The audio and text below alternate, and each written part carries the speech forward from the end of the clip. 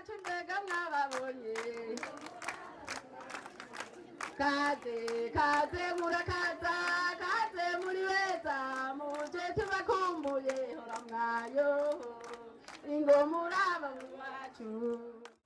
Natamani kona Burundi buteye imbere, natamani kona moto iri hejuru cyane, natamani kona ikaburimbi mu mutoyi, natamani kona agatoro katabura, natamani kona station nziza cyane aha nyene, natamani kona amazu maremare mu mutoyi.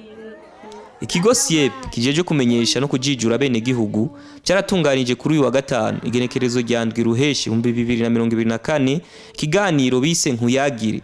Ico kiganiro cyavuga kuvyerekeye incanco n'ibindi vyo dufasha kubungabunga amagara yacu. Ico kiganiro kikaba cabereye muri zone Mutoyi, komine Bugendana, intara ya Gitega.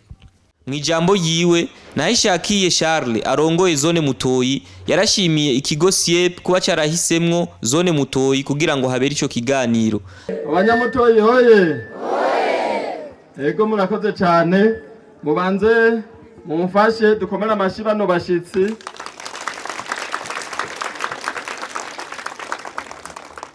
Nagomba kubakira kwizina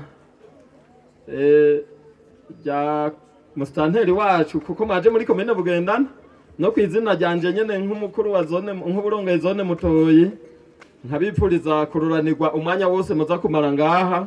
None rero mwiyumve mutuganirire kandi ntimwihute, mwaje tubashaka abene gihugu namwe nkabipfuriza ko muza gutega amatwi ibiyago by'aba bashitsi.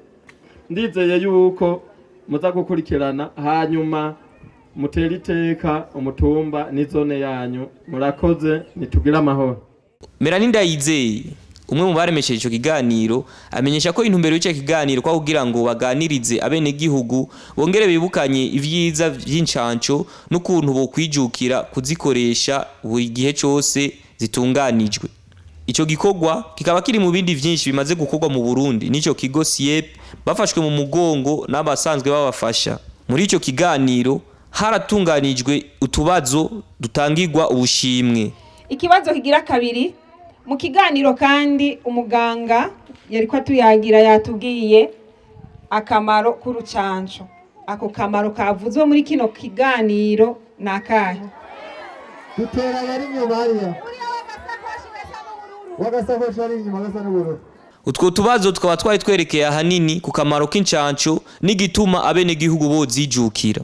Akazina kanje nitwa Irakoze Simplice Lionel. Iyo nkingi akaba ari urucanco. Lionel arakoze cyane. Abantu 10 nibo bashoboye kwishura neza utubazo. Abo nabo bakaba baronkeje ubushimwe bugizwe n'amabido, indobo, imitaka, amasuka, ibitenge, amasabuni n'amasafuriya. Rero ndabashimiye kuba mwaje muri zone Mutoyi mukaduha udushimwe ku bibazo twashoboye gutora. Inyigisho nahakuye niyo kuja kwicandagisha kwivurira kugira ngo twikingire ingwara zikiza zigufata iyo uticandagishije.